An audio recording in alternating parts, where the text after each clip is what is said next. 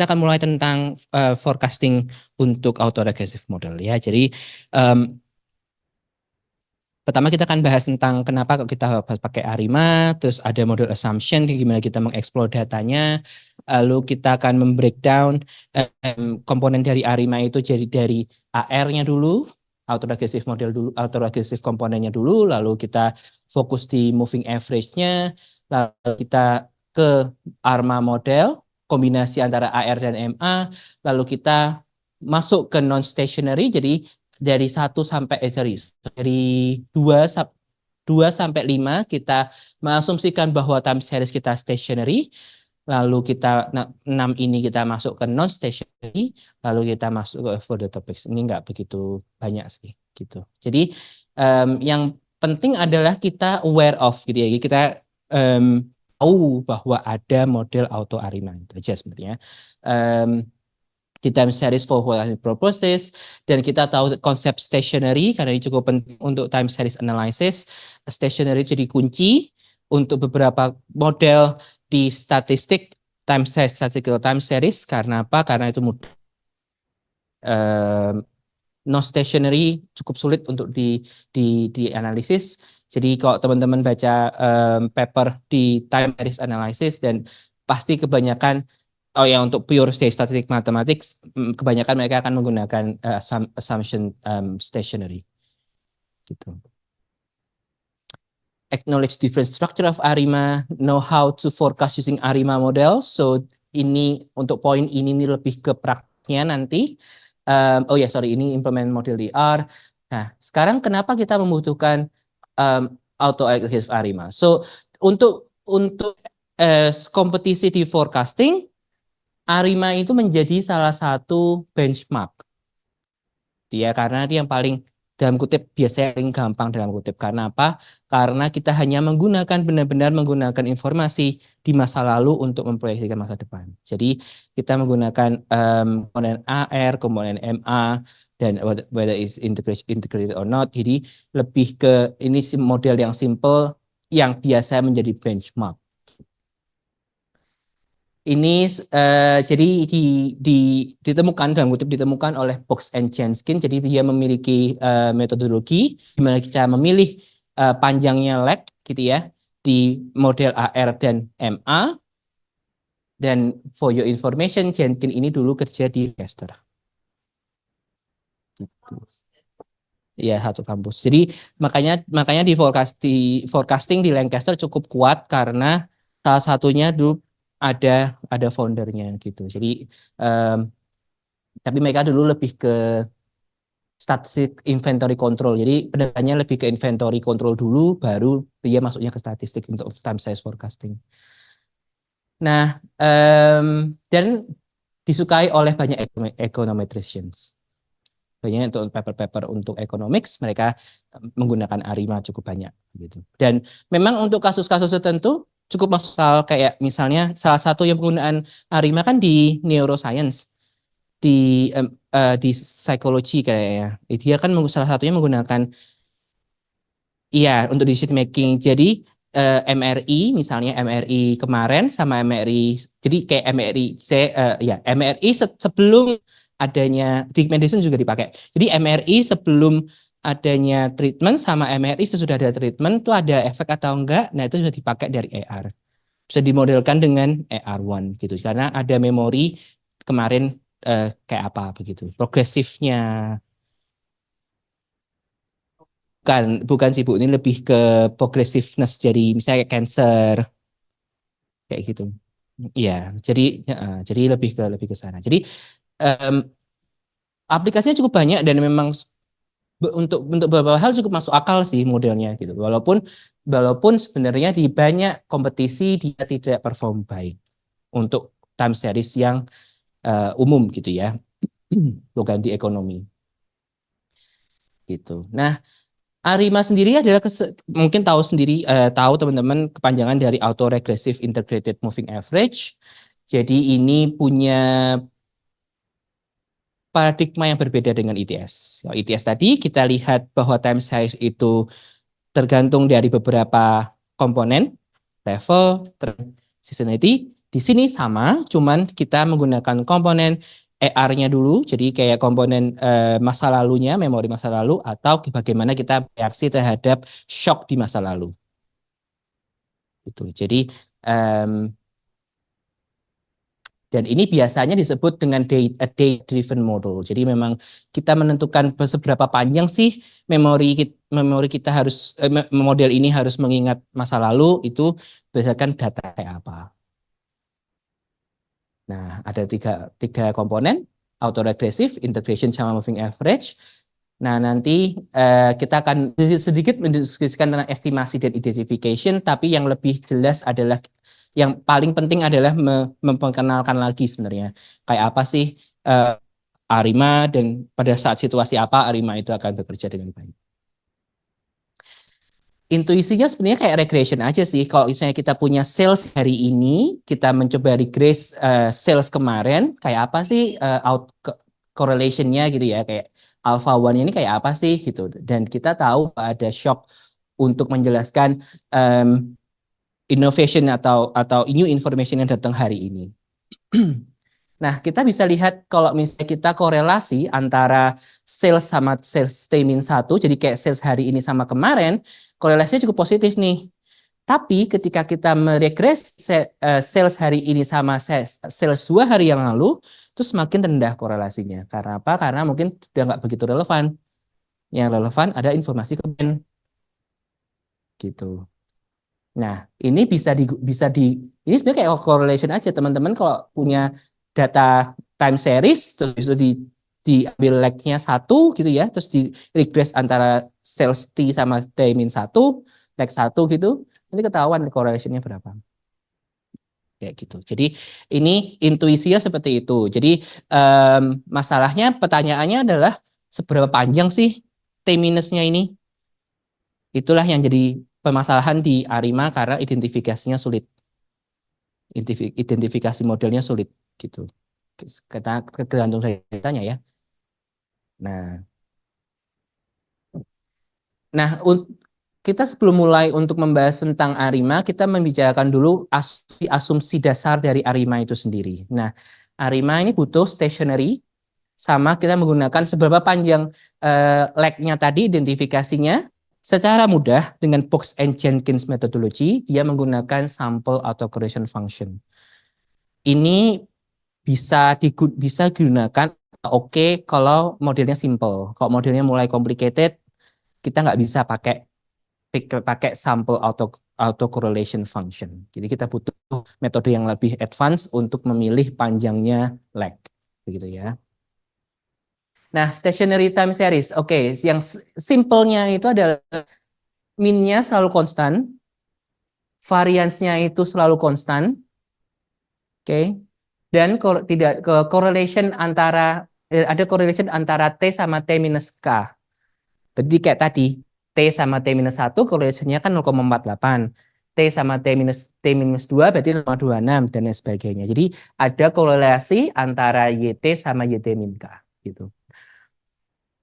Sebenarnya ini salah satu ini ya kasarnya definisi dari conditional mean and variance stationary time series gitu ya.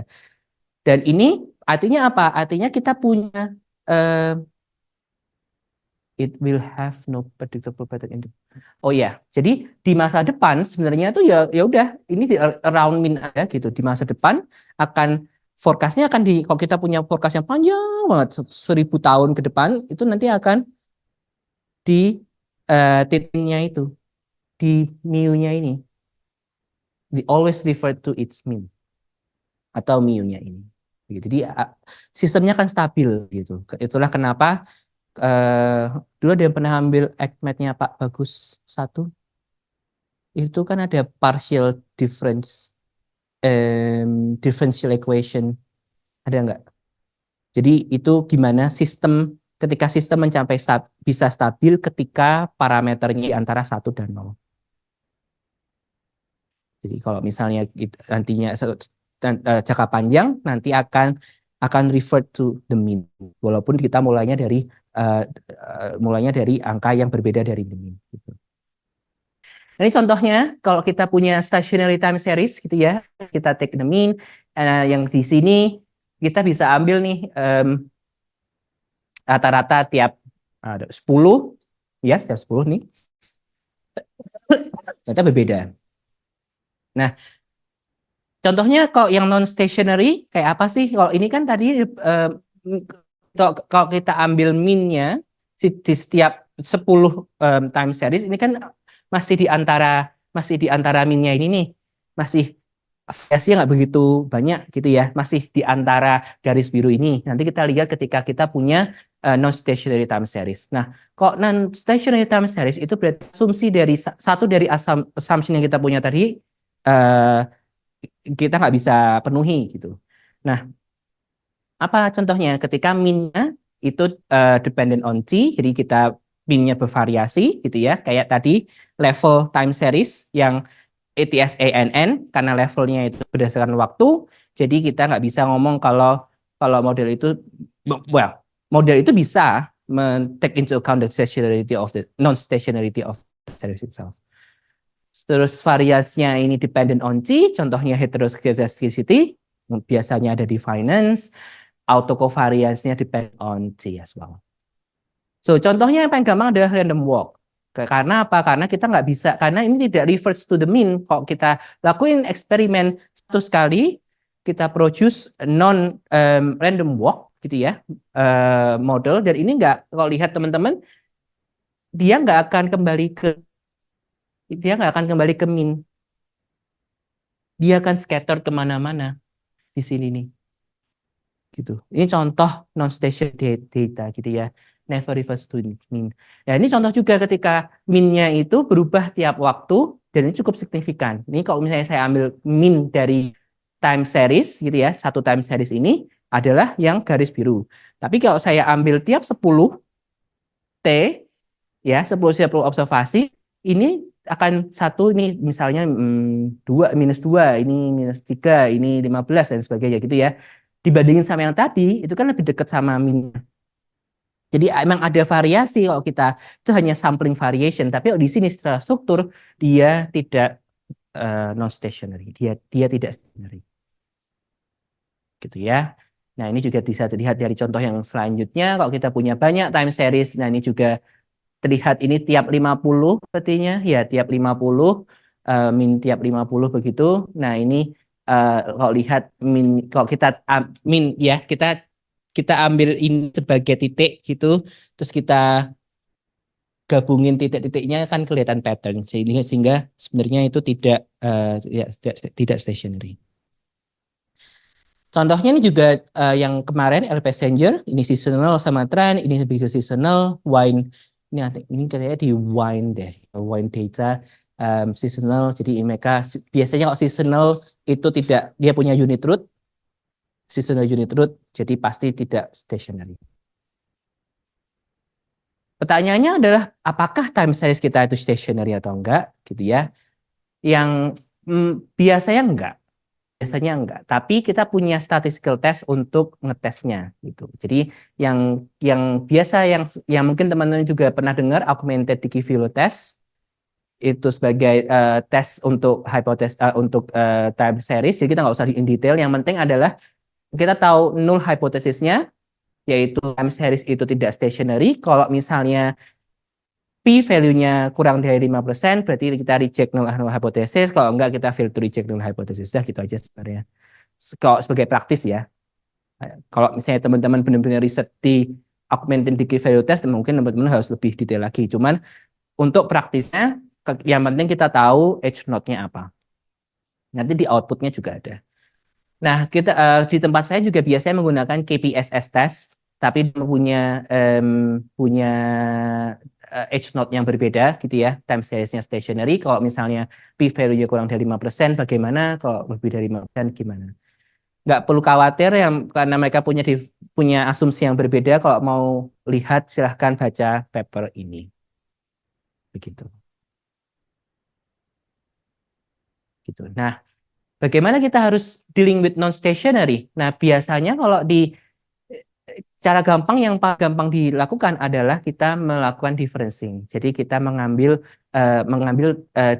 selisih dari YT sama YT min 1 jadi time series sendiri yang nantinya dijelaskan oleh error. Itulah kenapa kita ngomong kalau random error itu sebenarnya random walk itu memodelkan error. Karena apa? Sebenarnya kalau kita ambil ini dipindah ke kiri, YT-1 pindah ke kiri, kita hanya memodelkan error saja. Jadi itulah kenapa kita bilang bahwa random walk itu kita memodelkan error. Nanti kita akan diskusi ini lebih lanjut di sesi selanjutnya. Nah, yang pertanyaan kedua ini pertanyaan pertama ya, apakah time series kita stationary? Nah, pertanyaan kedua, seberapa panjang sih memori yang kita butuhkan gitu. Nah, kita menggunakan sample autocorrelation function.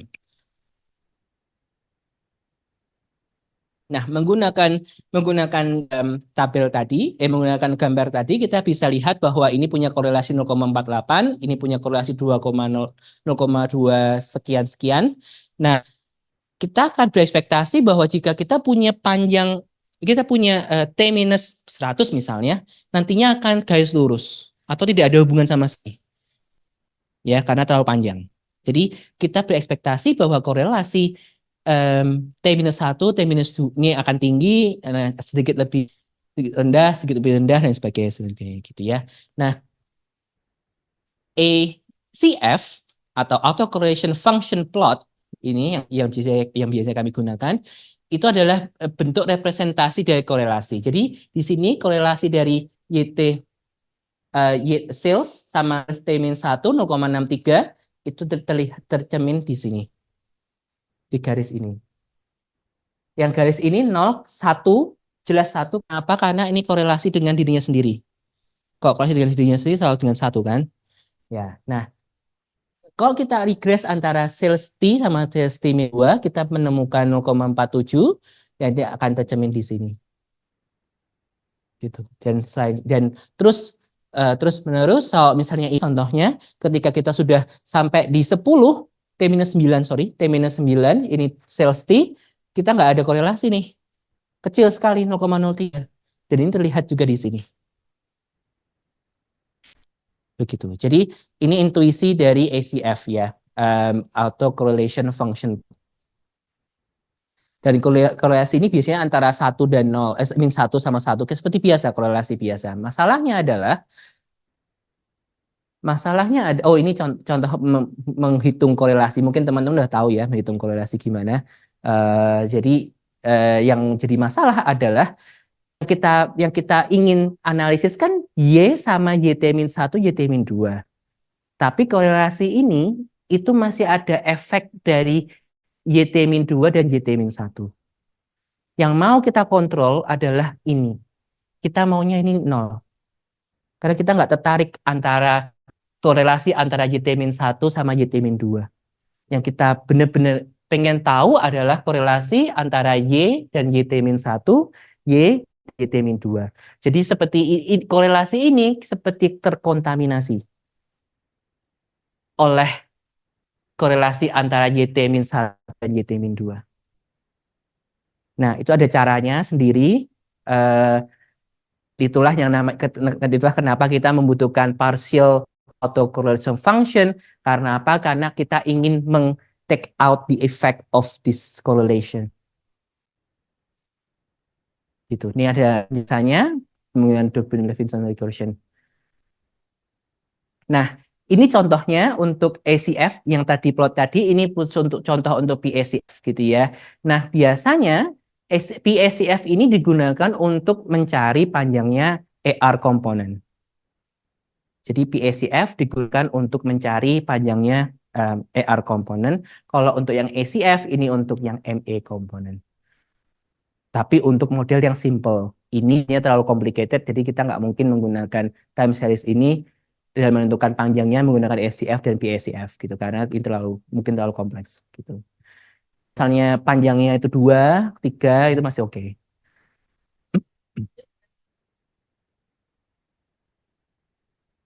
Mm-mm. Iya, iya, iya. Nah, jadi kalau misalnya kita mau ngecek stationary kita bisa pakai statistical test gitu. Kalau misalnya conflicting itu nanti bisa dilihat dari nanti workshop tuh sepertinya conflicting, kita bisa lihat mana yang lebih oke lewat misalnya forecast akurasinya gitu juga bisa sih gitu. Jadi kadang kita terlalu over differencing. Jadi kita statistical testnya minta itu difference lagi gitu untuk second difference. Mungkin sebenarnya nggak perlu. Cuman statistical minta supaya itu second difference gitu. Nah, itu kan tergantung dari judgement risetnya. Apakah benar-benar percaya nggak sama statistical testnya dan lain sebagainya begitu. Nah, SCF dan PSCF ini bisa digunakan sebagai apa? Sebagai tools kita untuk menentukan panjangnya memori yang kita ingin capture. Misalnya kayak KPSS-nya tadi bilangnya non-stationary, tapi yang EDF-nya bilangnya non stationary kayak gitu. Jadi kayak hasilnya berbeda gitu. Kadang kan ada yang soalnya sensitivitasnya beda tuh antara KP, IDF sama KPSS. Bisa kalau mau pakai dua-duanya bisa. Kalau misalnya percaya satu juga nggak masalah. Biasanya EDF yang paling terkenal EDF. Nah, fokus untuk selanjutnya adalah stationary time series. Artinya apa? Artinya kita minnya konstan, variasinya konstan, dan ada correlation antara YT dan YT min 1. Nah, secara umum kita bisa menggambarkannya seperti ini ya. Jadi ini mathematical derivation-nya, jadi kayak expression-nya gitu, bahwa YT dipengaruhi oleh YT min 1, YT min 2, YT min 3, sampai YTP, YT minus P, dan kita punya error di sini. Nah, si apa sih namanya? Lupa deh. Eta atau delta ya, lupa. Delta kayaknya. Delta ini adalah sebenarnya mu dari time series yang dipengaruhi oleh si parameter dari YT-1 ini. Gitu. Biasanya cukup P-nya cukup ini typically ya. Jadi kayak cuma pengalaman aja. Biasanya cukup untuk yang jadi kalau misalnya kita punya seasonal, misalnya punya kuartalan, berarti kita pakai 4. Kemungkinan besar maksimalnya 4 gitu. Kalau misalnya kita punya 12 monthly, berarti maksimal 12. Nanti kita lihat nih kalau misalnya dikurangi gimana, kalau misalnya ditambah, misalnya tambah mungkin terlalu panjang, kalau dikurangi bagaimana gitu. Nah, ini contohnya untuk ER1, di sini minnya 0 dan koefisien 0,5. Nah, jadi di sini artinya apa? Artinya kalau kita mengambil setengah dari observasi kemarin ditambah dengan randomness. Itu akan selalu terjadi seperti itu, gitu ya. Misalnya nih T ini sama dengan 0, sama dengan 1, berarti pada saat kita memulai observasi itu kita anggap ada angka. Nah, besoknya kita anggap setengahnya dari kemarin itu ditambah dengan error. Nah, ini contoh dari ER, saya mengenerate ER1 dengan parameter ini, dan ini hasilnya nggak nggak begitu kelihatan banget sih. Maksudnya ini tetap tetap di mean of zero, cuman dia mengambil observasi, misalnya di sini ambil setengahnya ditambah error, ditambah error dan sebagainya. Ini bentuk dari setelah saya generate dari R. Nah, di sini kalau bisa dilihat ada errornya cukup besar, misalnya di sini gitu ya. Dan ini tetap akan revert to the mean. Kalau misalnya kita yang panjang, data ini sangat panjang, dia tidak akan berubah dari mean-nya. Dia akan stabil di mean-nya, begitu. Nah, ini contohnya ya dari beberapa contoh. Misalnya di sini kita punya positive value dengan 0,1, di sini 0,3, di sini 0,9. Ini sudah mulai kelihatan mulai nggak stationary karena sudah mendekati 1. Walaupun ini secara teori masih stationary. Jadi kalau misalnya Mas tambah tambah ini observasinya panjang sekali, ini akan revert to the mean. Tapi kok dilihat dari sini, ini terlihat tidak seperti stationary. Walaupun saya generate ini dari stationary time series gitu ya. Nah, kalau kita punya negative value untuk alfanya, ini akan seperti oscillatory gitu. Dan Kalau teman-teman lihat bahwa ini P-nya ini most likely akan less than one gitu untuk absolute value. Jadi bisa negatif nggak masalah, yang penting absolute value-nya dari satu. Karena apa? Kalau misalnya lebih dari satu nanti akan eksplosif. Jadi akan cenderung kayak eksplosif begini. Nanti teman-teman bisa lihat sendiri kalau misalnya udah generate time series di R, bisa generate time series di R. Kalau P-nya itu 1,1 aja nanti bisa naik. Bisa sampai 1000 observasi, mesinnya akan eksplosif.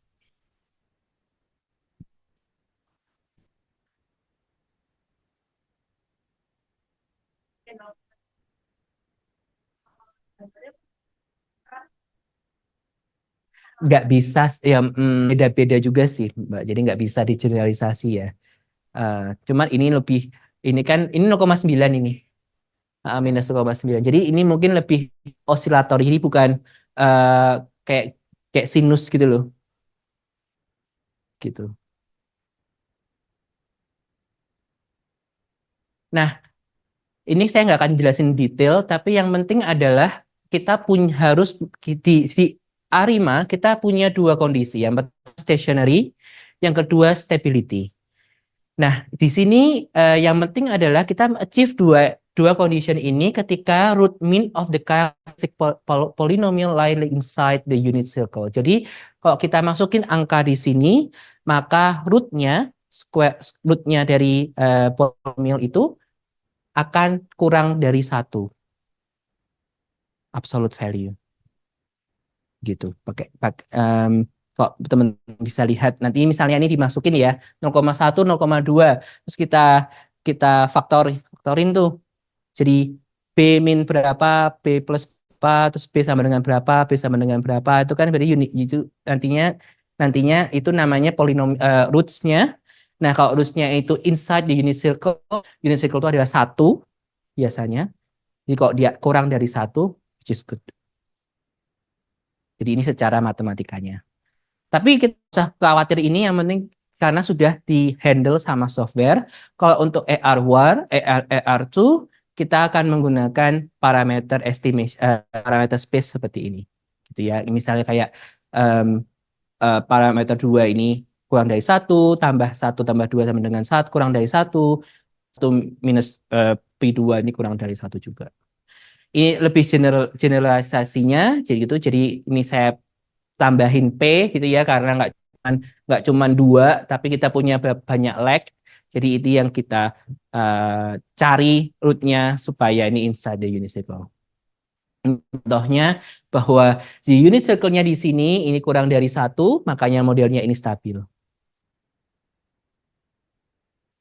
Nah, forecast dengan AR model, jadi kita punya model ini misalnya ya, kita udah tahu model ini, bagaimana sih kita mencoba memforecastnya di masa depan?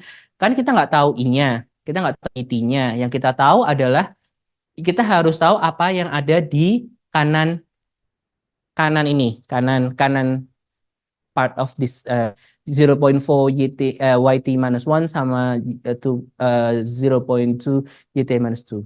Ya, kita harus tahu ini, tapi kita nggak perlu tahu ini karena ini selalu nol. Karena future kan unknown. Future errors kan unknown. Randomness kita nggak bisa diprediksi, ya nggak sih? Jadi kita hanya mungkin tahu Y-1 dan YT-2. Nah, bagaimana kita memproyeksikannya? Nah, ketika kita hanya pengen satu one step ahead, jadi hanya besok gitu ya, kita hanya memasukkan YT dan YT-1 dari data kita. Nah, kalau misalnya kita mau memprediksi 2 hari ke depan, kita nggak punya, saat ini kita nggak punya data aktual dari YT plus 1. Yang kita pakai adalah forecast dari YT plus 1, kita masukin di sini, kita menggunakan data terakhir kita dari dataset untuk membangun prediksi untuk 2 hari ke depan. Dan ini akan terus menerus seperti itu. Makanya di sini ini lebih general ya. Ketika kita ada head-nya di sini ada estimate. Tapi ketika ini sudah kurang sorry, kok kurang dari kalau sudah T berarti ini menggunakan dataset kita sendiri. Itu. Makanya makanya tadi disebutkan bahwa tadi pagi kita diskusi bahwa semakin panjang forecast kita akan semakin sulit karena apa? Karena kita forecast di masa depan jauh banget berdasarkan forecast yang sebelumnya. Kita juga nggak tahu forecast yang ini benar atau enggak kan gitu. Jadi itu kenapa forecast jangka panjang itu sulit. Ini contohnya kalau misalnya kita menggunakan forecast to AR, ini akan selalu revert to the mean, selalu revert to zero. Oke, ini contohnya kalau kita melakukan visualisasi dari forecast itu sendiri menggunakan AR. Nah, untuk AR sendiri, ya yang saya tadi jelaskan bahwa kalau misalnya kita menggunakan, ini contoh ya, contoh kalau GDP kita, data generating proses kita, P-nya 0,6. Nah, di sini terlihat nih, di sini satu, untuk observasi satu, PCF-nya ini 0,6. Gitu. Ini jadi ini kita tahu nih modelnya. Terus kita coba menganalisis PSCF nih dari modelnya ini gitu dari time series kita. Nah, ini muncul bahwa korelasinya 0,6. Nah, di sini juga begitu. Ketika kita tahu model kita ini pi-nya ini minus 0,4 di PSCF ini juga tercermin di sini. Nah, ini pun juga begitu dan ini juga begitu. Jadi untuk model yang simple, karena ini sangat simple ya, dengan satu atau dua, itu dengan PSCF cukup menentukan panjangnya autoregressive lag kita. Ini summary-nya bahwa kita menggunakan PSCF untuk menentukan panjangnya P untuk simple AR model. Lagi-lagi untuk simple AR model. Dan kita value dari autoregressive coefficient depends on the characteristic of the polynomial dari functionnya itu sendiri. Jadi kalau di forecast function mereka bisa ngasih tahu apakah ini stabil atau enggak gitu. Selanjutnya untuk moving average. Jadi moving average ini sama dengan AR1 tapi dia lebih ke lihat shocknya. Apakah misalnya kita hari ini kita dapat shock kemarin, apakah kita mikir shock kemarin itu berpengaruh terhadap shock kita untuk prediksi kita hari ini. Gitu ya. Jadi ini lebih ke shocknya, ini dipengaruhi oleh theta dan theta-nya ini juga less than 1. Nah, ini juga kita harus paham nih bahwa kalau untuk A ini kita punya properti namanya invertibility. Artinya apa? Artinya bahwa kita tidak mengingat shock di masa lalu sangat-sangat berat. Intinya gimana ya? Kayak kita nggak ingat banget nih yang dulu banget shocknya kayak apa gitu kita nggak ingat. Nah, nanti kita tunjukkan lewat equation. Jadi ini contohnya untuk MA1. Jadi kita transformasi lain sebagainya. Jadi Z ini adalah centered. Jadi kita kurangi min-nya gitu ya. Nah, kita model ini bentuk akhirnya gitu. Terus kita masukin nih IT min 1 ke IT gitu ya. Jadi kayak kita substitusi terus-menerus. Akhirnya apa? Akhirnya kita melihat bahwa MA1 itu bisa menjadi punya bentuk dari ER-nya. Jadi kita dari MA kita bisa tahu bentuk autoregresifnya. Di sini menunjukkan bahwa dengan MA1 menunjukkan bahwa si ZT ini tidak memiliki memori atau sampai infinity. Memori sampai infinity. Dan ini akan sangat kecil karena apa? Kok 0,2 kita di pangkat 0,10 aja itu udah kosong, udah nol. Gitu. Jadi itulah kenapa si titanya ini harus kurang dari 1 karena kalau misalnya lebih dari 1 berarti kita take into account the past quite heavily. Gitu. Ini untuk yang MA1. Nah, biasanya untuk MA1 menggunakan ACF, tapi ini untuk lagi-lagi untuk yang simple, untuk yang complicated kita pakai cara yang lebih modern. Ini contoh juga untuk ya untuk MAQ gitu ya, untuk panjang memori Q. Di sini kita lihat bahwa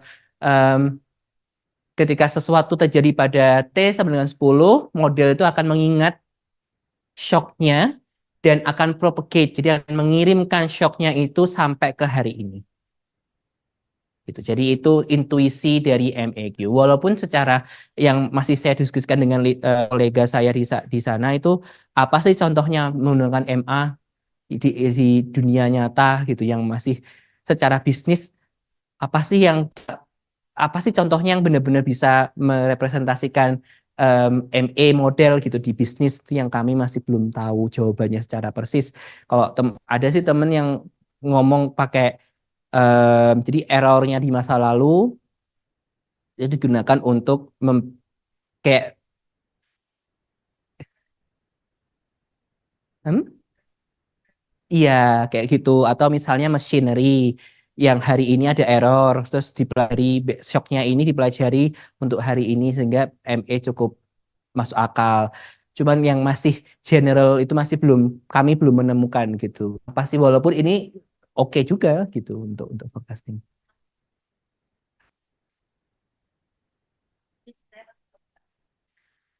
Tadi yang ER tadi kan udah lebih ini ya. ME-nya saya masih masih bertanya-tanya kalau ngasih contoh kayak intuisinya apa sih gitu kayak ya tahu sih kalau itu pakai shock tapi shocknya bentuknya apa itu yang saya masih belum materialis.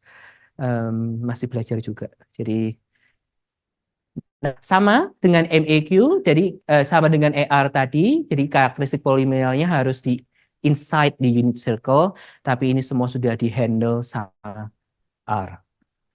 Nah, sekarang kita udah tahu AR, kita udah tahu MA, gimana caranya kita menggabungkannya, begitu ya. Jadi sebenarnya yang lebih kompleks, enggak lebih ya lebih kompleks lagi modelnya, tapi kita juga harus memenuhi stability dan invertibility condition.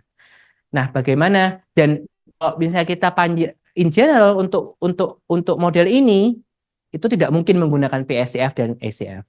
Jadi kalau misalnya kita punya kalau di Box and Jenkins itu kan lebih ke oh kita menemukan ER dulu, baru nanti I-nya kita analisis dengan ME.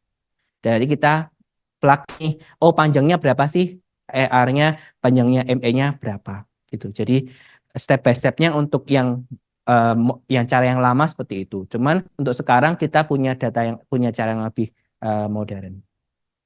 Kita menggunakan information criterion approach, gitu ya. Nah, ini contohnya untuk series untuk ARMA. Jadi kita lihat bahwa si ini stabil, ya, EA roots-nya ini kan di bawah dimasuk di dalam lingkaran ini dan ME root-nya pun juga di dalam lingkaran ini. Intinya apa? Artinya ini stabil, ER-nya ini kurang dari ya, yang ini roots-nya ini kurang dari satu, ini model yang stabil, dan ini invertibility. Jadi artinya ini stabil dan ini berarti masa lalu itu nggak begitu mempengaruhi masa depan sejauh itu gitu. Jadi um, contohnya adalah ini ini Arima 11, Arma sorry, Arma 1 atau Arima 101.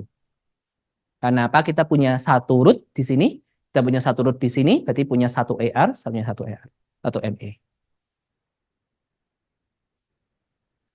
Nah, untuk non-stationary time series sendiri yang kita lakukan adalah ini contoh yang tadi teman-teman lakukan analisis ya di ITS tadi. Ini kan non-stationary, ini juga non-stationary. Nah, ARMA ini nggak bisa menghandle time series yang kayak gini tanpa adanya pre-processing treatment. Pre-processing treatment ini contohnya adalah melakukan differencing. Differencing itu adalah salah bentuk dari pre-processing treatment, gitu ya. Atau deseasonalized time series itu juga di trended itu juga bentuk dari pre-processing treatment. Kalau misalnya kita tidak melakukan ini, artinya apa? Artinya modelnya itu variasinya akan kemana-mana, modelnya fokus aset tentunya juga makin besar dan akan mengakibatkan misled decision making. Jadi jika kita tahu nih variasinya di ini kan bergantung waktu.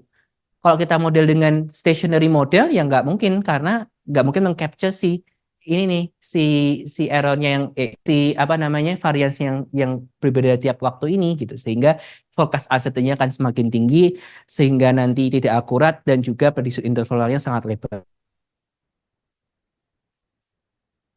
gitu. Nah, kalau di Kalau di Box and Jenkins ya kita menggunakan differencing dulu untuk membuat itu non stationary, lalu kita melakukan modeling dengan AR dan MA tadi dengan PSCF dan ASCF. Tapi dengan modern dengan selection kita menggunakan IC based approach, mereka akan melakukan lagi seperti tadi yang kita lakukan di ETS, mereka punya model yang banyak, lalu pilih mana IC yang paling kecil.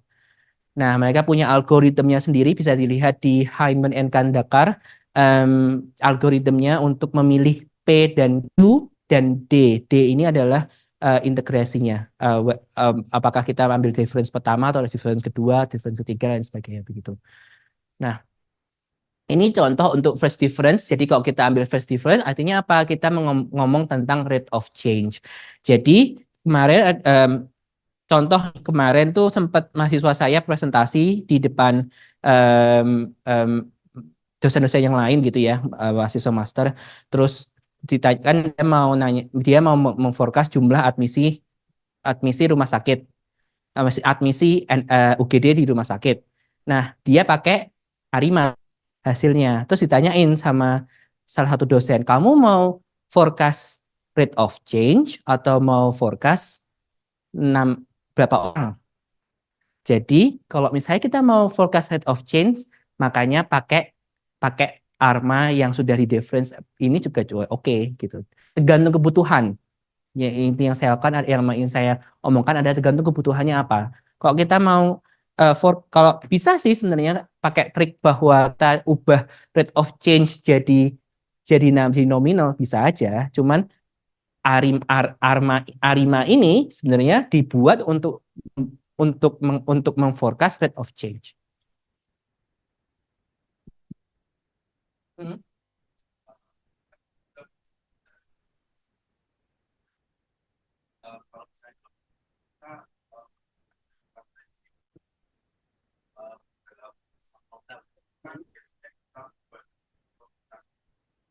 Hmm.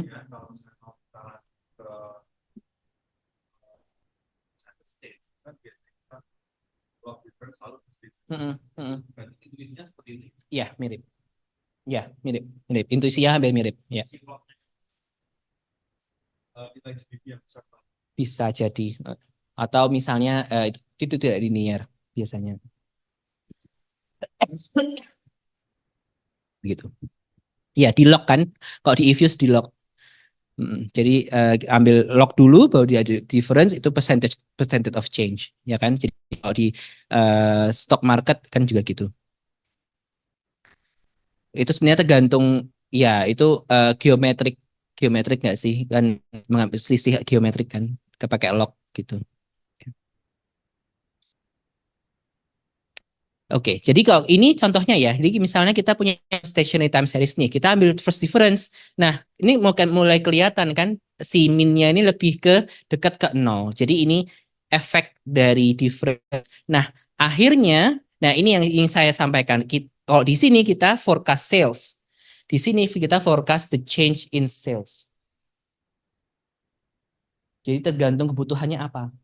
Kalau teman-teman misalnya mau pakai ini untuk Arma ya, untuk Arma ya.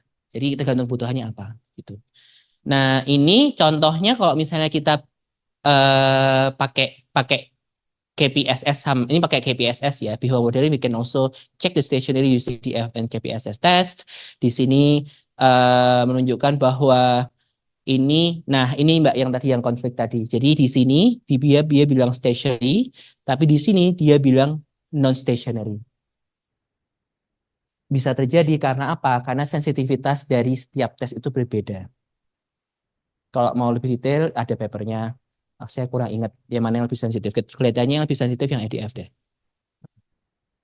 Jadi apa kalau kesimpulannya ini? Kesimpulannya ini berarti kita harus ambil satu difference lagi 2 kali. Tapi apakah itu oke? Kadang kita namanya lagi overfitting. Jadi kita mencoba over difference. Jadi kita mencoba avoid itu gitu. Makanya um, tergantung nih kalau misalnya kita lihat ini kan di BJ sales ya. Nah, ini kita lihat di sini ini udah cukup stationary. Ya udah gitu. Jadi lihat dari achievement dari analis juga.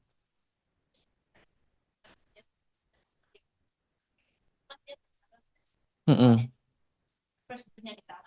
Mm-mm. Iya, kalau saya sih masih karena saya masih merasa bahwa s- udah oke dan judgement saya juga berpengaruh terhadap pembuatan model saya. Jadi saya tidak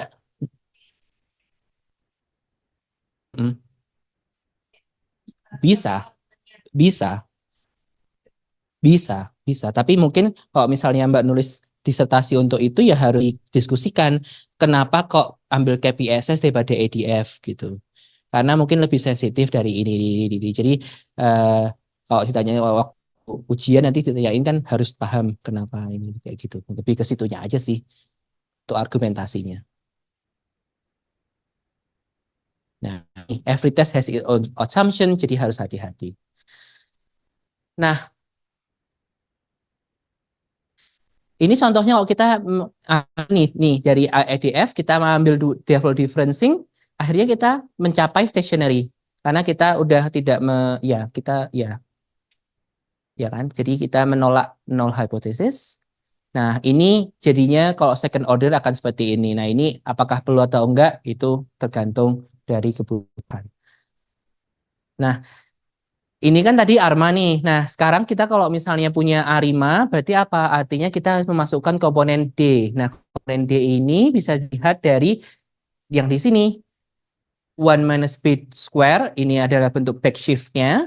Backshift-nya ini bisa tergantung dari difference yang kita yang pengen gitu. Kalau misalnya ini satu ya satu, kalau nol berarti nggak ada. Kalau misalnya tiga ya tiga gitu. Jadi dan ini pi and theta-nya ini juga memastikan bahwa mereka stabil atau enggak. Sehingga kalau misalnya kita nggak bisa pakai ICF sama ICF untuk menemukan panjangnya ini ya. Jadi udah lagi menggunakan menggunakan modern approach. Ini yang main tadi saya bilang kalau ETSANN itu sama dengan 011, kalau ETSAAN itu sama dengan ARIMA 022. Itu saya ada contohnya di akhir slides bagaimana menderive ETSANN menjadi ARIMA 011. Tapi kayaknya nggak perlu deh, soalnya buat apa juga. Kecuali risetnya tentang fasting. Nah, ketika kita tahu ini nih, ya kan, terus tapi inverse kita kita tahu ini non stationary, ya kan? Kita tahu nih inverse root-nya di sini. Kita ada MA-nya, kita tapi nggak punya AR-nya. Dan ini stationary, berarti modelnya adalah A5 011. Karena airnya nggak ada. Heeh. Karena ini non stationary. Ini MA-nya di sini kan ada rootnya nih, ada komponennya satu. Kita nggak ada MA karena biasanya plotnya ini akan ada AR sama MA. Jadi ini menunjukkan bahwa model kita A5 011 atau sama dengan ETS-AN.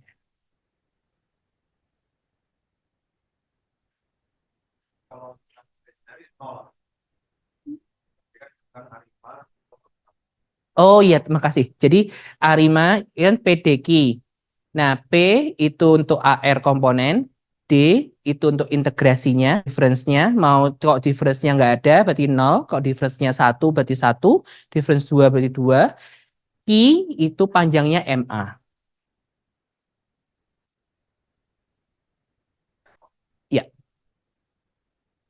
ARMA 11 sama dengan ARIMA 101. Gitu. Di yang tengah.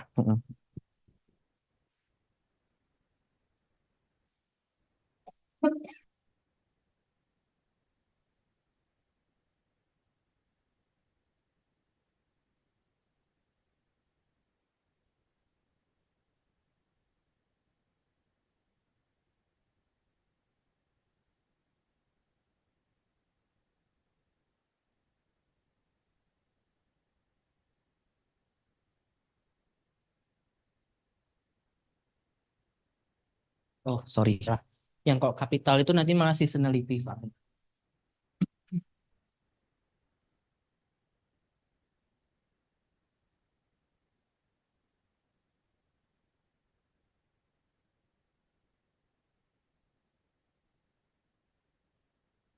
gitu ya. Ini untuk yang AR. Nah, topik selanjutnya itu kita bisa memasukkan seasonality di Arima. Jadi kita bisa menggunakan season Arima, yaitu ambil difference. Kalau misalnya kita bulanan gitu, kita ambil difference dari hari ini YT gitu sampai dengan kita ambil sih YT dengan YT min 12 gitu. Jadi kita difference-nya dua kali, differencing untuk yang levelnya, yang untuk time series-nya untuk yang biasa, sama untuk komponen ER dan MA-nya untuk yang seasonality. Gitu. Jadi itu lebih kompleks. Kalau ada teman yang tertarik, saya punya apa namanya workshopnya, bisa nanti saya kirim. Untuk estimasi identification itu cukup kompleks ya, karena kita membutuhkan ada banyak cara untuk melakukan analisis. Nah, ini juga saya tulis di sini nih, model input seasonality. Jadi kalau misalnya kita pakai auto Arima yang ada di R, itu sudah masuk seasonal Arima sudah masuk di dalam situ. Jadi udah identify bahwa oh ini ada seasonality atau enggak. Gitu ya.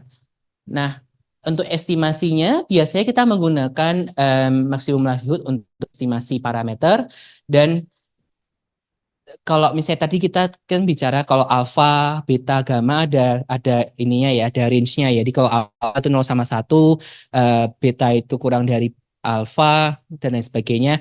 Nah, parameter yang tadi kita bahas tadi itu kayak juga hampir sama. Kita nggak bisa masukin angka ke dalam model gitu. Apapun arbitrary. Kayak kita masukin 100 di pi kita nggak mungkin. Jadi harus ada kondisi di mana kita bisa memasukkan angka tersebut ke model sehingga modelnya itu stabil.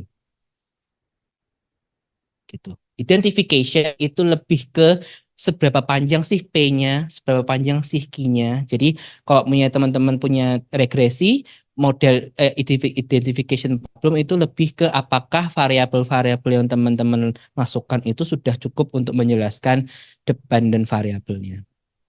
Jadi identify di underlying data generating process gitu. Apakah X-nya sudah cukup belum di dalam regresinya? Itu identifikasi problem. Kalau nggak cukup, berarti mungkin ada endogeneity atau ada masalah yang lain kayak gitu. Jadi itulah kenapa beberapa di statistik atau di ekonometri mereka menggunakan cara untuk dealing with, kita nggak tahu seberapa banyak sih parameter yang harus kita variabel yang kita masukkan, lalu kita dealing with proxy. Oh, ingat ada proxy, terus karena ada indigeneity atau two step least square dan sebagainya gitu. Nah, ini contohnya ya, bagaimana kita menentukan PDQ dan PDQ besar. Ini seasonality, yang ini untuk yang biasa. Kalau konvensional itu dengan and Jenkins 1976, yang modern dengan Hyman Kandakar 2008 ada di bukunya, atau dengan Stetunkov Boylan ini menggunakan IC atau information criteria untuk memilih. Jadi lagi-lagi kita banyak pilihan modelnya, lagi pilih dari IC yang mana paling rendah itu ya kita ambil. Nah, in conclusion, kalau Arima itu kan ada 3 komponen, ada AR, MA, sama integrated. Lalu kita ada 2 inspecting stationary itu cukup penting. Ini yang membuat Arima works gitu ya. SCF dan PSCF itu bisa digunakan untuk very simple Arima, tapi nggak bisa digunakan untuk very complex model. Untuk modern forecasting, kita menggunakan information based criterion to stack AR and MLX conditional on differencing. Jadi yang di Swetunkov Boylan ini dia menggunakan state space approach, yang ini menggunakan Arima approach gitu ya. Sementara itu untuk yang ini bukunya ya, kalau box ini buku yang menulis pertama kali, box George et al. Ini salah satu ya easy introduction to good intuition. Ini ada RRI sample.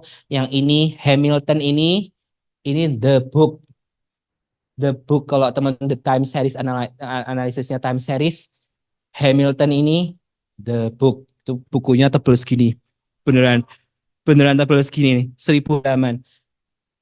Saya mau kadang bawa pulang kan, saya pulang sering pulang ke Jogja. Saya kan dulu pernah bawa pulang sekali itu berat banget di koper. Terus akhirnya saya ya gitulah.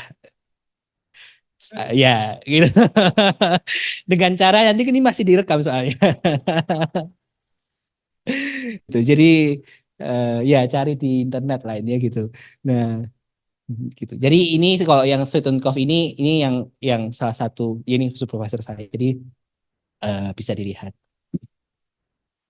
itu. Jadi itu ya untuk Arma sama Arima pas. Jadi kita kecepatan sejam. Jadi teman-teman sekarang buka mungkin mau istirahat dulu atau raup-raup dulu kali ya.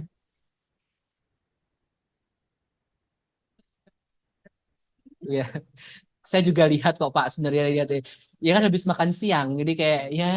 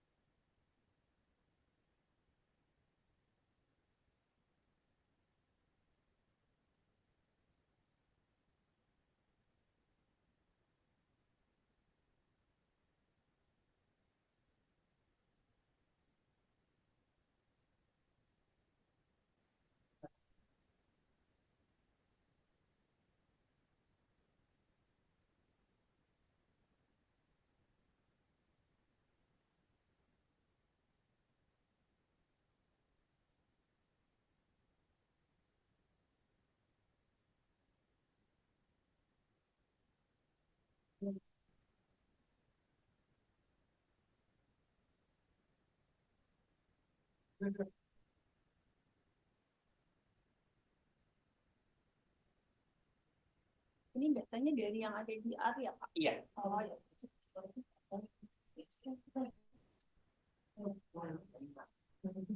Kenapa? Saya kan di sana. Kalau mau ngerjain boleh sih. Nah, ini udah dibuka. Ini untuk nyiapin aja tadi kalau misalnya. Masa berarti saya tuh kalau ngopi-ngopi lama. Ya, ini pakai. Iya, workshop.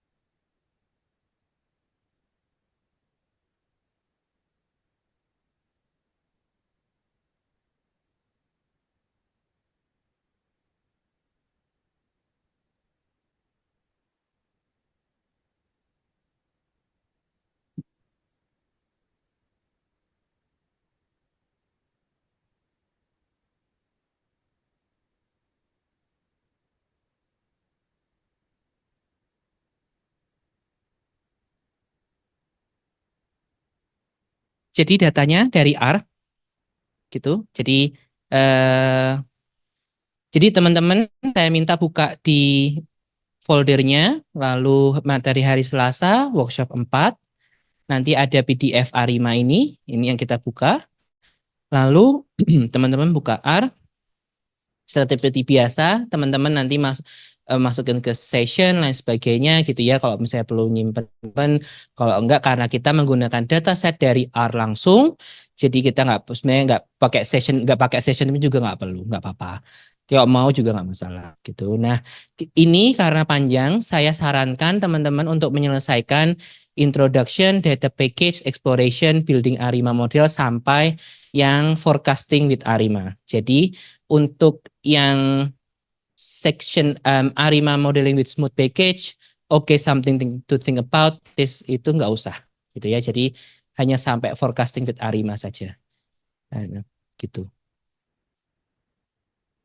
Prosesnya mirip tadi, jadi kita punya time series, lalu kita lihat time seriesnya kayak apa, kita define mana yang jadi train, mana jadi tes gitu ya, sama aja. Nah, baru setelah itu kita melakukan eksplorasi dengan ADF dan dengan ACF, dengan BSF, dengan KPSS test, dengan ADF test gitu ya. Nah, nanti baru kita building arimanya ini agak kompleks karena apa? Karena kita punya dua cara untuk melakukannya secara otomatis atau kita menentukan sendiri. Nah, ini ada yang contoh pertama kita menentukan sendiri.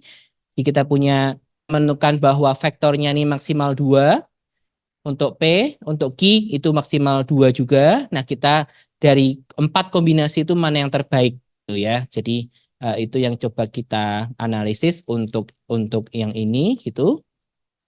Nah, selanjutnya kita menggunakan selanjutnya kita akan menggunakan yang auto model. Jadi setelah kita menggunakan yang model yang kita pilih sendiri ya dengan cara kita sendiri, eh, itu nggak optimal biasanya. Jadi kita menggunakan auto Arima untuk mudahnya. Jadi auto Arima ini sangat pakai auto Arima nanti dia akan sendiri apa komponennya AR-nya, MA-nya sama D-nya berapa gitu. Forecastingnya gampang aja tinggal menggunakan forecast function, masukin modelnya, kita tahu panjangnya horizon berapa itu yang kita gunakan. Gitu ya. Jadi itu yang untuk hari ini, untuk yang workshop 4. Semoga sejam selesai. Kalau sejam selesai, nanti kita bisa istirahat. Terus habis itu nanti kita bisa lanjut ke sebentar untuk yang workshop terakhir, 45 menit. Nanti kalau sudah kita bisa selesai. Gitu. Terima kasih. Ada pertanyaan, silahkan angkat tangan.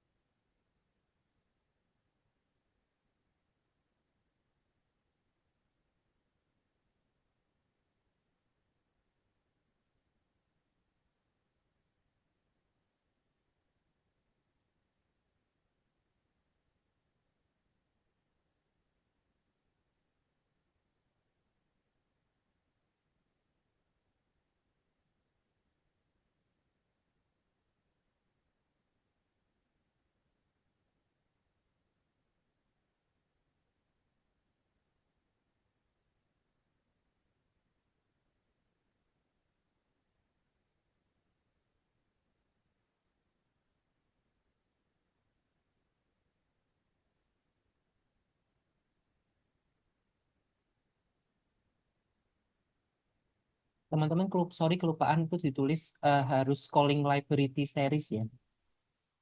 Biar bisa bisa ngambil function KPS. T-series ini contohnya. Oh, ya ini T-series. Ini. Kalau udah jalan itu Apa. Nanti library T-series itu untuk mengambil ADF sama KPSS test. Itu sudah terinstall di R. Jadi tinggal library aja cukup.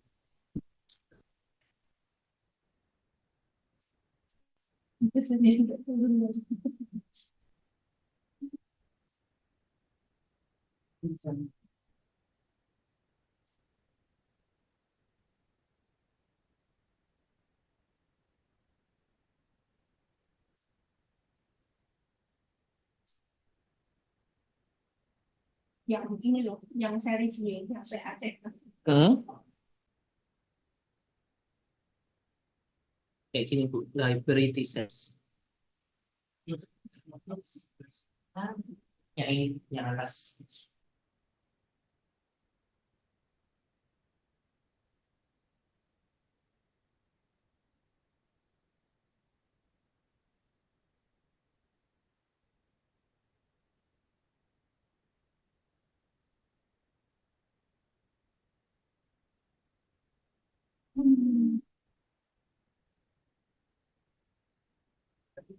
Misalnya pakai 5%. Kalau misalnya kita 5%, kok smaller, berarti kan kita menolak null hypothesis. Sekarang null hypothesisnya apa? Untuk KPSS. Ini kan? No, apa stationary. Stationary. Jadi, Oh, ditolak kan? harus ditolak. Jadi, dia non stationary. Tapi dia berarti itu adalah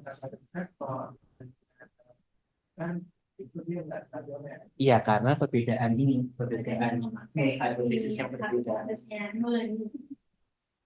Kalau diturunkan dia di promo atau besar jadi dia bisa Tidak menolak kan, dia di stationer.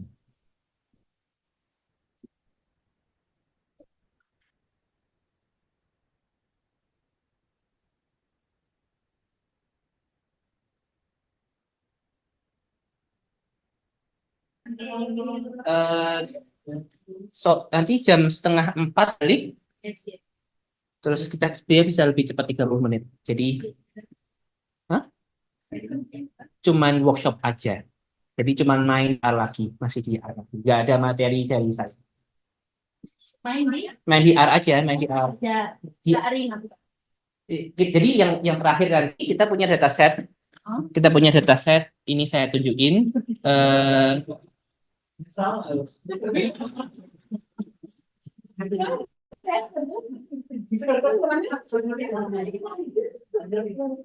jadi soalnya yang seasonal kalau kita di Ini misalnya ini ada data dari NHS England Accident and Emergency Admission, jadi ENI itu UGD ya. Nah ini kita kayak meramukan kayak kayak apa ya, wrap up gitu, kayak jadiin satu analisis dari kita dari awal pakai simple method. Kita punya IETS family of model, kita coba beberapa model dengan automatic selection. Kita punya ARIMA family of model dan methodology yang seperti kita lakukan baru aja, plus automatic selection. Lalu kita aplikasi semua ini di forecast evaluation yang kita main lakuin dengan rolling ordin. Gitu. Terus kita lihat hasilnya kayak apa.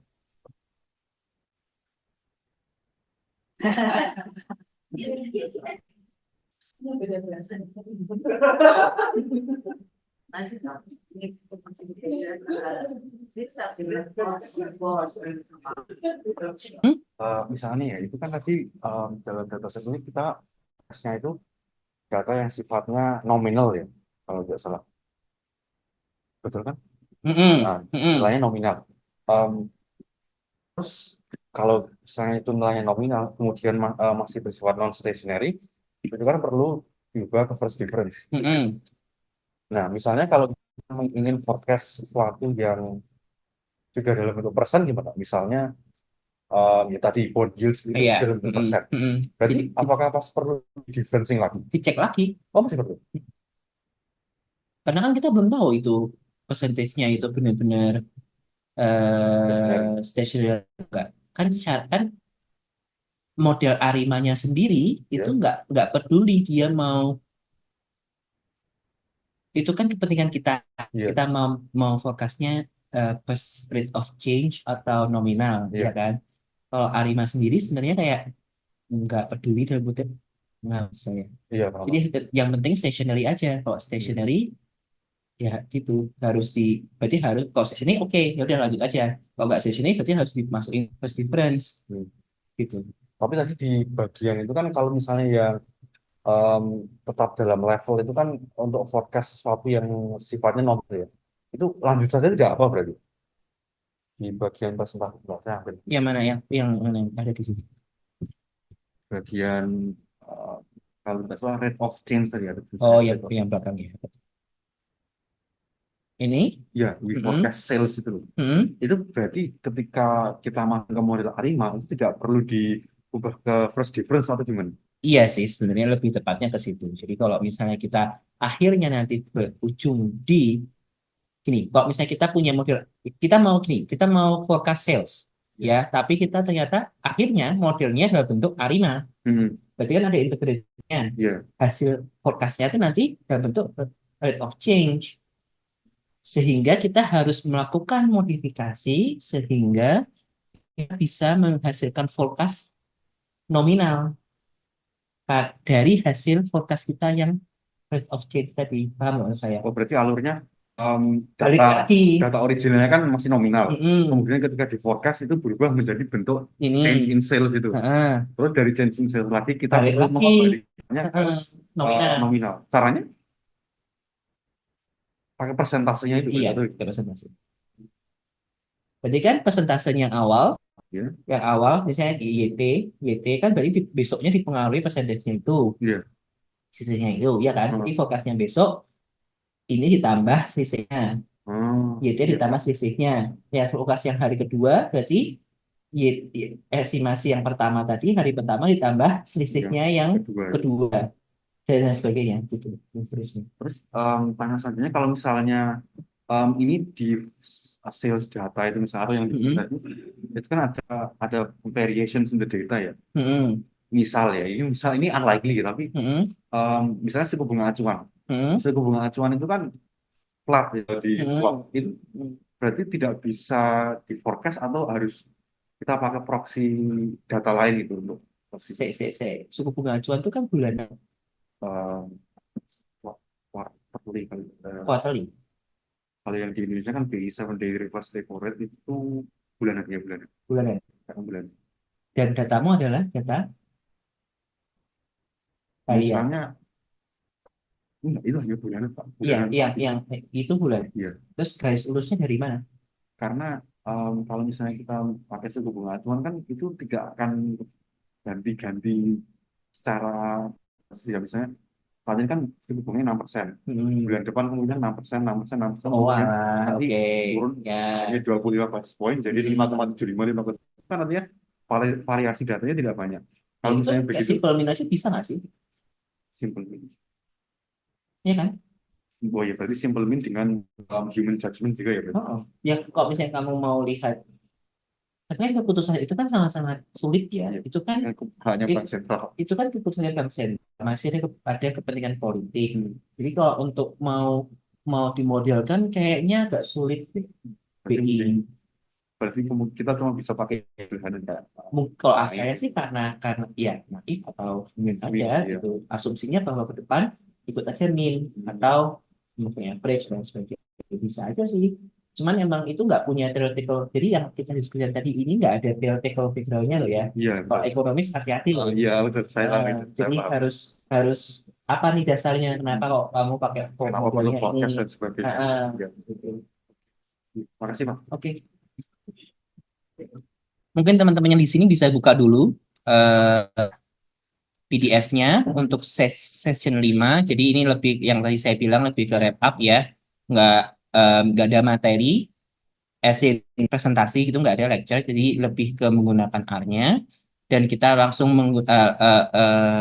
ya intinya kayak mengaplikasikan apa yang udah kita pelajari di satu sesi begitu dengan berbagai macam cara untuk melakukan forecast dengan simple method, dengan ATS family of model, dengan ARIMA family of model, kita melakukan evaluasi dan akhirnya itu kita bisa menghasilkan forecast. Nah, eh, karena kita menggunakan dataset ini ya, kalau kita teman-teman lihat di sini, kita kan mengambil dataset dari Excel, CSV, ya CSV ini kan bisa dibuka di Excel.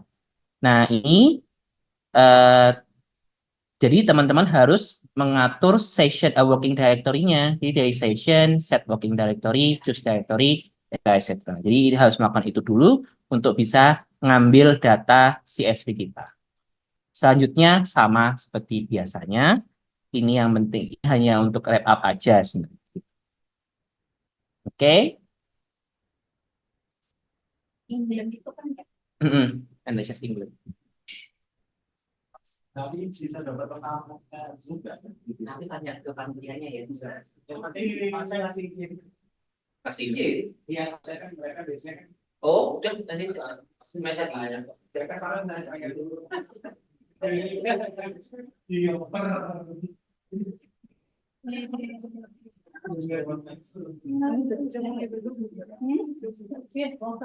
Tapi pakai datanya yang di WhatsApp 5 ya.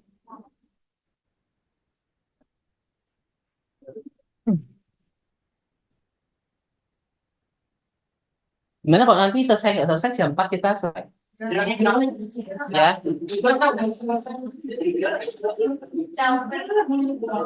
Saya juga capek.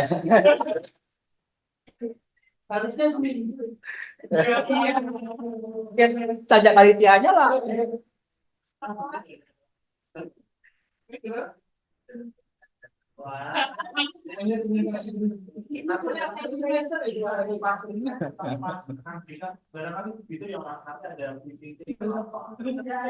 Yang S3 kalau misalnya mau ada loh funding untuk research visit visiting researcher.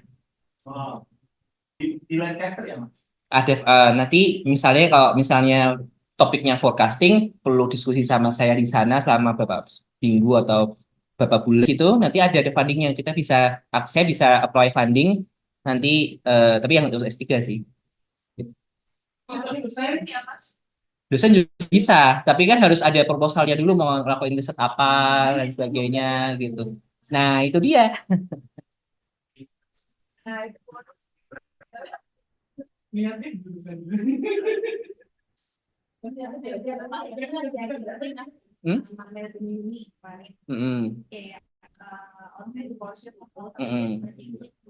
Bahasanya action economics.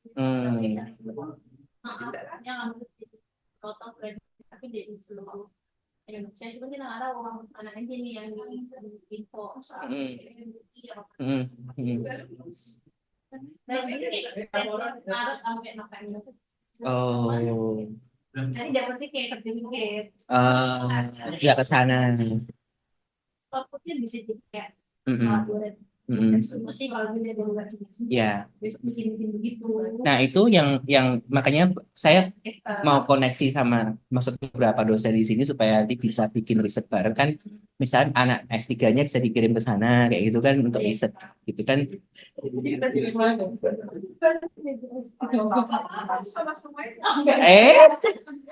Ya nggak bisa dong.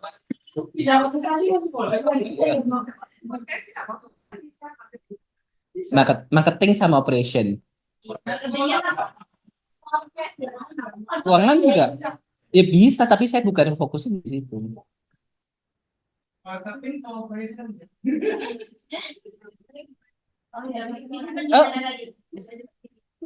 Saya jelasin aja, nggak apa-apa, saya jelasin aja. Jadi kita ini mulai ya teman-teman.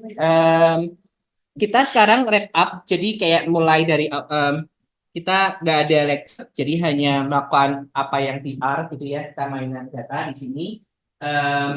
Jadi kalau dilihat dari kontennya, teman-teman bisa lihat bahwa kita akan mengaplikasikan beberapa model di sini, simple method sama ATS model sama ARIMA model, nanti kita evaluasi.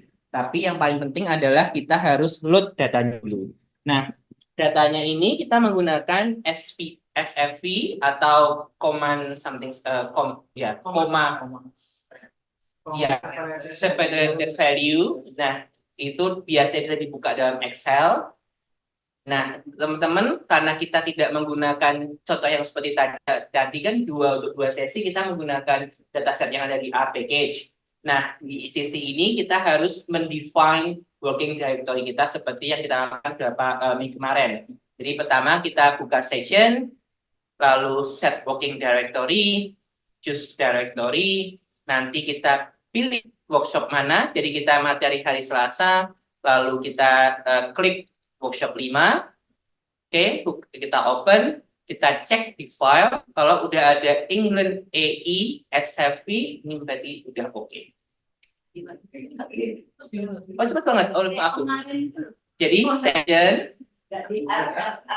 di R Studio. Session, set working directory.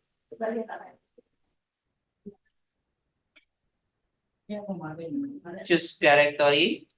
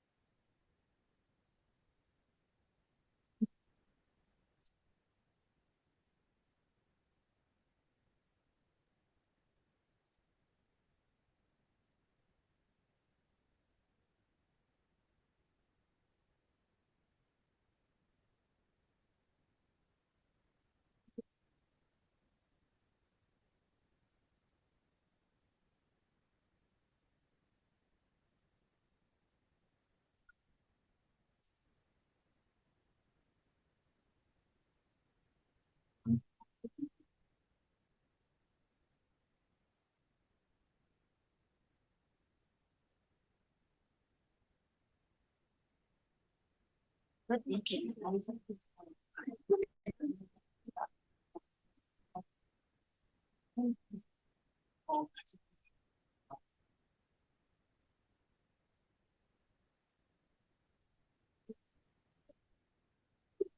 langsung harus dipaksa.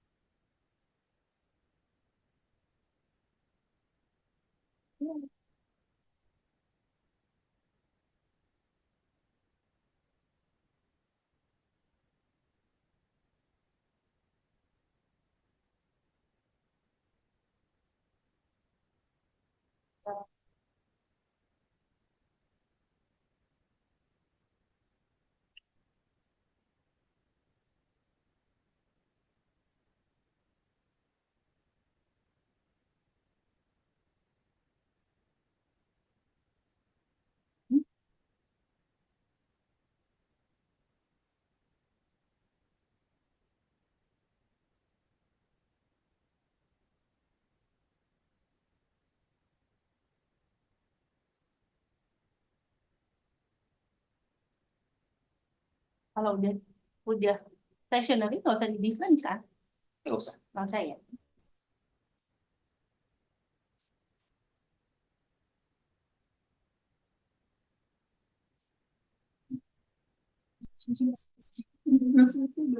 Lama berapa? 10. Baru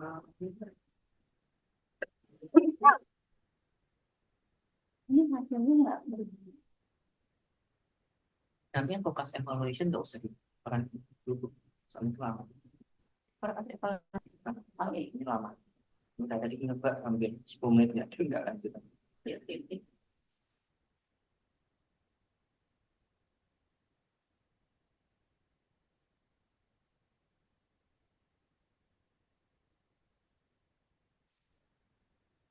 Tapi kalau misalnya nih, kalau adik tadi udah stationary, kemudian dia pakai KPSS, dia non stationary, kita boleh kan kayak tadi kan di consider bahwa udah stationary, jadi kita nggak usah diferensiasi. Nah, kalau misalnya ADF-nya itu non stationary, ternyata yang KPSS-nya di stationary itu reconsider untuk di different tetap ya.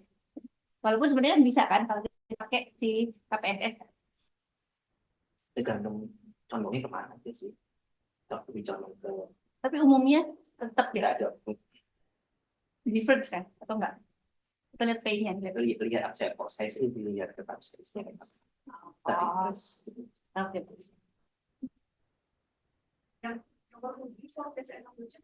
Enggak usah mbak. Soalnya lama baik.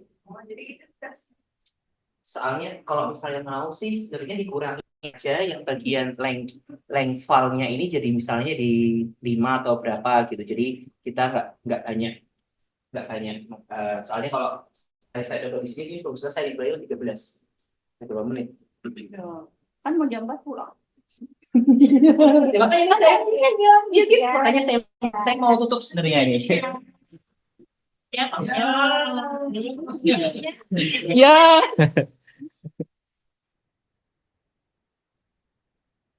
Jadi tadi sesuai janji teman-teman jam 4 selesai. Karena sekarang sudah mau jam 4, sekarang jam 15.55. Jadi saya kasih ini saya lagi ini kok teman-teman lihat semua ini saya lagi running. Jadi saya ambil 13. Jadi awalnya kan 52 sampai bermenit-menit enggak selesai-selesai saya stop terus saya ganti 13 juga sampai sekarang juga belum selesai. Jadi memang task ini cukup berat untuk dari segi computationalnya ya. Jadi kalau kita bisa lihat di sini, ini sebenarnya apa yang kita lakukan selama 2 hari ini itu terangkum di forecast evaluation di section 7 ini. Ya. Jadi yang apa yang lakukan semua ini sebenarnya terangkum di section 7. Bahwa kita sudah melakukan eksplorasi di awal, lalu kita menentukan train sama in sample and validation set. Kita juga mengimplementasi beberapa contoh untuk simple method. Di sini punya global mean, naive method sama seasonal naive. Kita juga punya ETS model. Di sini ada 5 model. Juga punya auto ARIMA di sini. Ya, jadi dan kita juga menghitung forecast-nya. Kita menghitung errornya, di sini ada error false minus matrix forecast, lalu kita calculate RMSI dan EMI, kita lihat resultnya. Jadi sebenarnya apa yang kita lakukan ya itu ada di chapter 7 ini gitu. Jadi kalau teman-teman mau lihat, monggo silahkan di running di rumah. Dan selanjutnya adalah tentang assignment. Tadi saya sudah kirim lewat email jam 3. Kalau sudah terima belum? Udah ya. Nah itu jadi kok saya cuman saya buka dulu ada nggak ya? Oh di sini nggak ada. Jadi sebenarnya itu kita hanya calling datanya sudah saya bentuk di R. Jadi nggak perlu pakai yang CSV ini. Tinggal langsung import aja atau langsung load aja dari datasetnya, lalu melakukan forecasting seperti yang kita lakukan di forecast evaluation 7 ini. Sebenarnya kalau teman-teman mau niru session 5 ini, sebenarnya juga bisa. Prosesnya hampir sama, cuman beda dataset. Gitu. Datasetnya itu real, jadi saya ambil data yang tourism data itu real dari Hong Kong authorities, mereka available datanya, jadi teman-teman bisa ambil itu juga. Ya, jadi dan itu cukup menarik karena Indonesia itu jumlah pengunjung atau jumlah turis yang datang dari Indonesia ke Hong Kong, kalau Anda lihat seasonality-nya akan menarik gitu. Gitu ya. Em, ini masih mau lanjut nih ceritanya nih. Udah ya. Jadi ini resminya aja. Terima kasih kepada Universitas Gadjah Mada, FEB UGM, terlebih untuk IE karena sudah memfasilitasi kita semua. Besok nggak ada, udah selesai. Jadi terima kasih kepada IE, FEB UGM dan teman-teman semua karena sudah berpartisipasi, sudah mau 2 hari belajar bareng tentang forecasting sama saya. Dan juga terima kasih untuk International Institute of Forecasters karena sudah mensupport kegiatan kita, dan juga dari Marketing Analytics Forecasting and ya dari Lancaster University Management School. Saya harap sih teman-teman bisa setelah selesai workshop ini bisa mendapatkan cara gimana melakukan forecast. At least kalau teman-teman ngajar besok jadi dosen bisa mengajarkan mahasiswanya at least tahu mulai dari mana kalau mau ngajarkan forecasting. Itu aja sih sebenarnya. Jadi beban ya Pak. Jadi emang semangatnya tuh kemarin kayak training of trainers gitu sebenarnya. Makanya mengambil mahasiswa S2 S3 karena kebanyakan ini kan mostly S2 S3 karena nantinya diharapkan bisa mengajarkan forecasting ke orang lain gitu. Terus, udah mati. Oh, jadi ini sebenarnya cuma mau recap aja. Jadi dari proses ini teman-teman sudah melakukan frequency of data, teman-teman sudah melakukan time series composition, teman-teman sudah melakukan building model, teman-teman sudah melakukan rolling origin, kecuali dari apply model dan adjust ya. Ini yang kita nggak melakukan ini. Tapi dari semua proses itu teman-teman sudah melakukannya dengan cukup baik. 2 hari ini cukup sangat padat. Jadi terima kasih. Dan tadi yang formative assignment-nya lagi-lagi itu tidak compulsory, monggo kalau mau diekspor enggak juga nggak masalah. Dan terima kasih, semoga kita ketemu kembali. Dan saya minta satu lagi untuk bisa foto, soalnya minta LPG untuk LPG, ada LPG-nya soalnya. Terima kasih semuanya.